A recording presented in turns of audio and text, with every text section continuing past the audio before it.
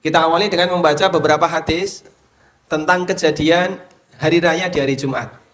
Ada banyak sekali hadis ketika bertabrakan antara hari raya dengan hari Jumat, Nabi SAW mengizinkan bagi mereka yang ikut sholat id untuk tidak ikut Jumatan. Contohnya seperti ini. Kata Zaid, "Shallal id thumma rakhasa fil jum'ah, faqala man syaa ayyusalliya falyusalli."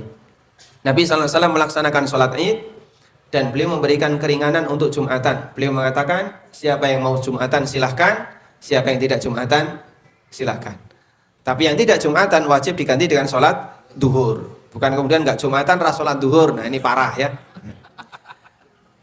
Baik, yang kedua, hadis kedua. Nabi SAW pernah bersabda, "Qad ijtama'a fi yaumikum hadza 'idan." Di satu hari ini telah berkumpul dua hari raya, yaitu hari raya Idul Fitri atau Idul Adha, yang satunya hari raya apa? Jumat, karena Jumat juga termasuk hari raya. Faman syaa ajza'ahu minal Jum'ah. Siapa yang ingin untuk tidak Jumatan, sholat hari rayanya sudah menggantikan Jumatan. Wa inna mujammi'un, namun kami tetap akan menyelenggarakan Jumatan. Sehingga Jumatan tetap ada, namun Nabi SAW mengizinkan kepada mereka yang mau Jumatan silakan, yang tidak Jumatan juga silakan. Yang ketiga, dari Ibnu Umar radhiyallahu anhu, beliau mengatakan ada dua hari raya yang berkumpul di zaman Nabi SAW. Lalu beliau ngimami salat, tsumma qala, lalu beliau mengatakan, "Man syaa ayyatiyal jum'ah falyatiha, wa man syaa yatakhallafa falyatakhallaf." Siapa yang mau Jumatan silahkan, yang enggak hadir Jumatan juga silahkan.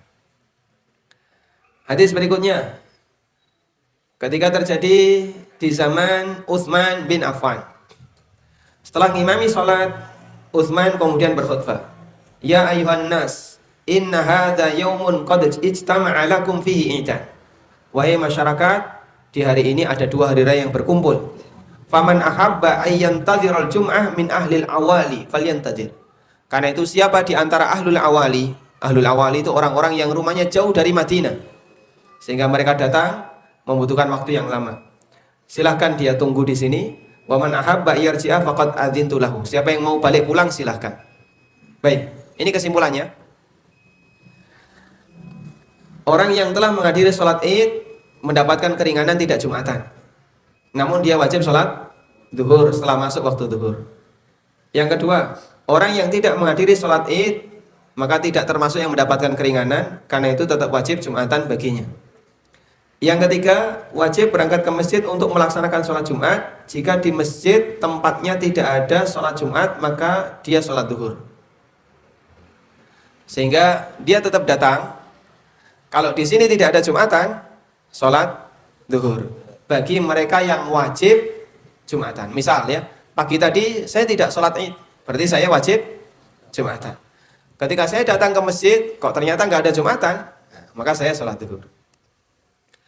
Namun di sini ada catatan, wajib bagi takmir atau petugas Jumatan untuk mengadakan Jumatan di masjidnya. Tujuannya apa? Dalam rangka menyediakan sarana bagi mereka yang tidak sholat id atau bagi mereka yang ingin melaksanakan Jumatan. Sehingga ketika dia datang ke masjid kok nggak ada Jumatan, takmirnya boleh dipaksa untuk menyelenggarakan Jumatan. Karena Nabi SAW bersabda, "Wa inna mujammi'un," kami tetap Jumatan, sebagaimana disebutkan dalam hadis di atas. Kemudian orang yang sholat id dan mengambil keringanan untuk tidak Jumatan, dia wajib sholat duhur. Kemudian tidak disyariatkan mengumandangkan adzan di hari itu kecuali adzan di masjid yang diselenggarakan Jumatan. Maka musola tidak boleh adzan, sebagaimana umumnya di hari Jumat, karena tidak disyariatkan melakukan adzan duhur di hari itu. Baik, ini kesimpulan yang diberikan oleh lajnah. Maka kita sarankan di masjid ini Jumatan tetap ada ya. Dan nanti bagi para panitia dikasih pilihan, yang mau Jumatan silahkan, yang tidak silahkan. Khusus bagi mereka yang sudah sholat